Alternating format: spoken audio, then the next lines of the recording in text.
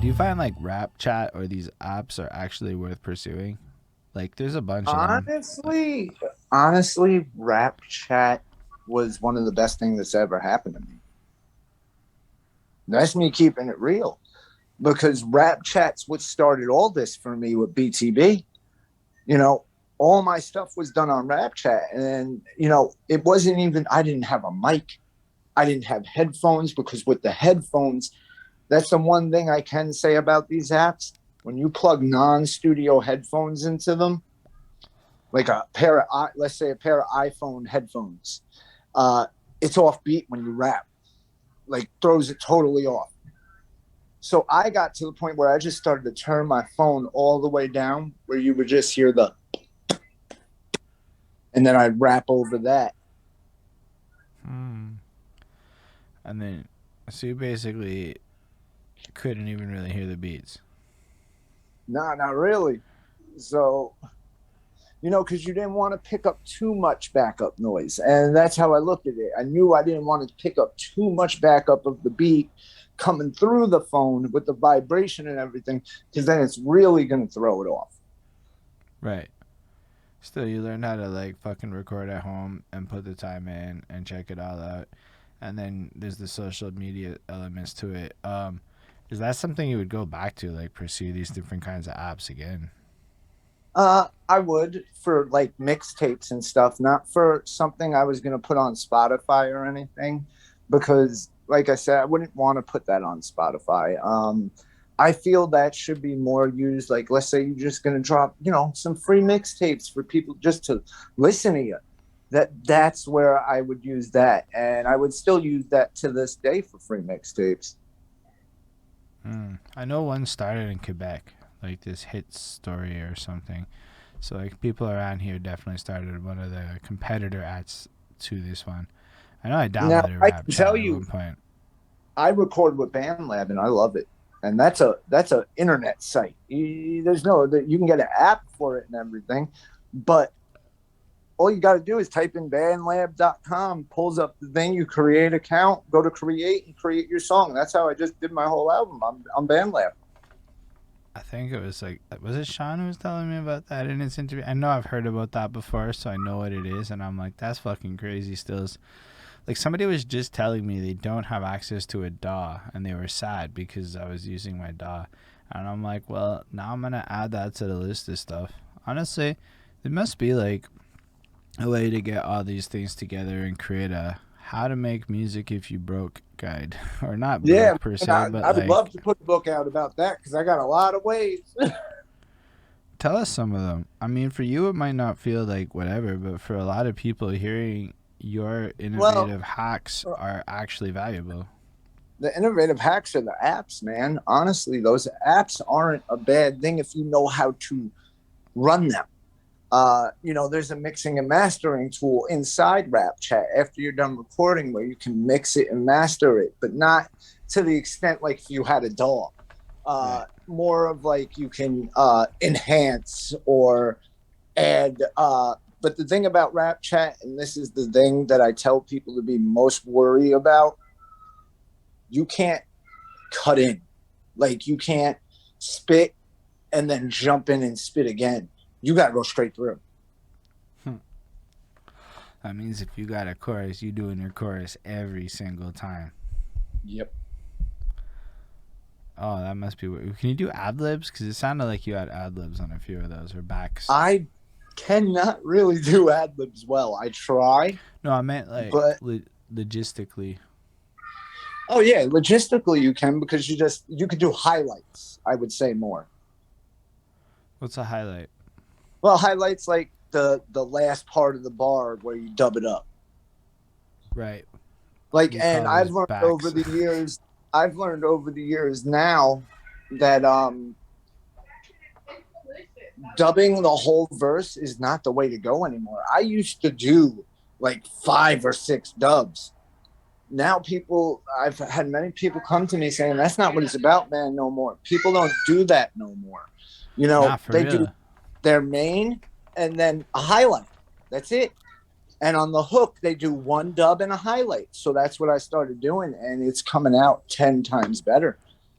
Yeah, I'm more on that pace too. I do like the main, and then I call whatever you're calling highlights backs because they're like backtracks. I don't know. That's how it got taught to me. Doubles is another word for it because you're doubling parts of the song.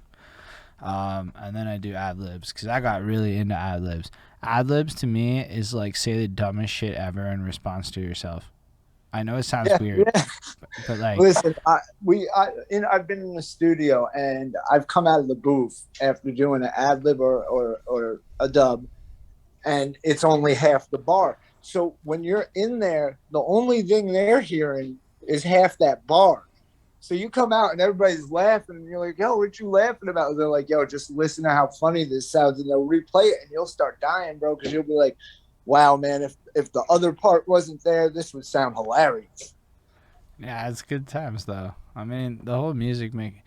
My girlfriend was recording a track and had her first fuck moment when the last line got missed.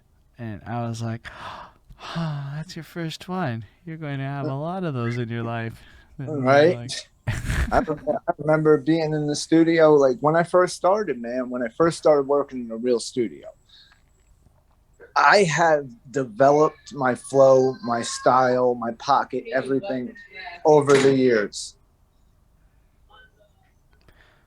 ooh, I love the dad faces. When we get like proper, the fuck is going on? Do I need to care? I've seen it a few times. That's what just happened there. Yeah. And it really takes a line in not giving up and just keeping with it. Like I started off, I couldn't hold the beat. I could not hold the beat. I was horrible at holding the beat. And then, over the years, I learned to do it. I learned to perfect it in a way where I knew what I was doing. It's just like school, bro. You're learning. It's all learning curve. I think you're one of the first people I've ever heard describe learning to rap like school, but it is like school because it's also got boring parts. There's There fun are boring parts. parts. Yeah, no, I'm not a fan of redoing it. When you're on take 37 or some shit because you're just not, bro, I've been livid. Like, livid. Like, fuck my life. I'm the worst rapper in history. I don't ever want to do this again. Levels of fucking. Then you gotta know. Then you're staring at it and you're like, you know what? Okay. The next day comes. Hold I on. still have to do this fucking verse. Like you still have to do it. Or figure out something else. I'm a stubborn motherfucker, so I just do them. Um but man, there's parts of it that I find really excruciatingly well, now it's easy. But for a long time it wasn't easy. And when No, it it wasn't. wasn't easy, oh my fucking god. I felt like it was the hardest. I mean, there's still parts of it that are hard. But in general I find it way simpler. Or I care Yeah, less about things I would have cared about. Either way, yeah, I'm running it. exactly. You just got to run it, and what comes of it comes of it. Now you don't know, man. You could put something out and it could go nowhere, but you could put something out, bro, and it could be that one hit. You know what I'm saying? And that's where I'm gonna get into. You hear about these one hit wonders. Yeah, they were one hit wonders. People make fun of one hit wonders, but how can you really make fun of somebody that made it, bro? Even though it was one hit, it was still one hit. Do people really make fun of one hit wonders? I mean, I feel Yeah. like the term is Look kind how of many goofy. people make fun of Vanilla Ice, bro. I don't think they're making fun of him because he's a one hit wonder. I think they're making fun of him because if you watch that music video, it's very easy to come to reasons why you want to make fun of him. If you break down he is debatably, and I'm not saying it, it is a debatable point that he's an industry plant. Debatable. Is he? I don't know. Guy could rap, but like, man, some of the bars in that fucking Ice Ice Baby song feel so disjointed and weird. Okay? They Yeah, just it feels weird. And that is like a polished track that he spent like 3 years at a club spitting to perfection. Okay? Like, it wasn't like a random fucking track. So, like, I don't know, man. It's really easy to be like, girls walk by wearing less than that is an easy line to make fun of yeah. inherently, regardless of the one hit wonderness. Plus, he had two hits. He had at least another hit. I don't remember. Play that funky music, white boy. Like he took that shit and like fucking turned it into. Anyway, maybe it wasn't as big a hit, but listen, I'm not a Vanilla Ice hater. I think there's brilliance in how comedically ridiculous he is. Oh, neither am I. Like, I loved it. I grew up on it. You know what I'm saying? Like, I grew up on that. I grew up on one of my favorite songs. You know, a lot of people, because it's a Christmas song, but Christmas in Hollis by Run DMC. Mm. That's just, there's not even a lot of Christmas rap songs, so it's dope that you brought that up. Yeah, and it was Christmas in Hollis. It's about Christmas in the hood of Queens, where I'm from. So it definitely resonated. Oh, hold on. All right. Yeah, there you go. I had to plug my charger in. It definitely resonated with me in that sense. Just like you know, a lot of my favorite artists are from Queens because that's what I grew up listening to. Like rest in peace, Havoc from Mobb Deep. I love Mobb Deep. I like Mobb Deep a lot too. We just had a comment in response to the one hit wonder thing you said.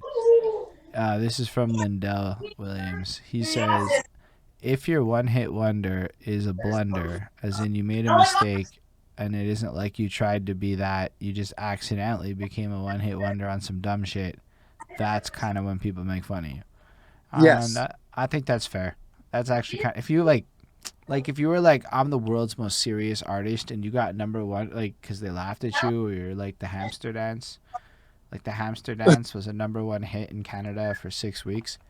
For 6 weeks, my country's number one hit was the hamster dance. Right? Like, Well, that's like what's it over here? Crazy Frog in Crazy America was Frog's like the number lit. one. I mean, okay, I say that because I put Crazy Frog on the other day and I went down a Crazy Frog rabbit hole in 2021 and I'm like, you know what? This holds the fuck up. I'm down. I'm in. I'm sold on Crazy Frog now. And they still release music to this day. But you're right. They were kind of a niche thing too. Just like what's the was it Eiffel 65 with that blue song? Yeah, that was Blue, an accident. that's another one. Yeah, that's an amazing song. I was 12 or so when that came out. That is a great track. I will And I never love forget. that song. I used to dance to it as a kid, you know. It was catchy.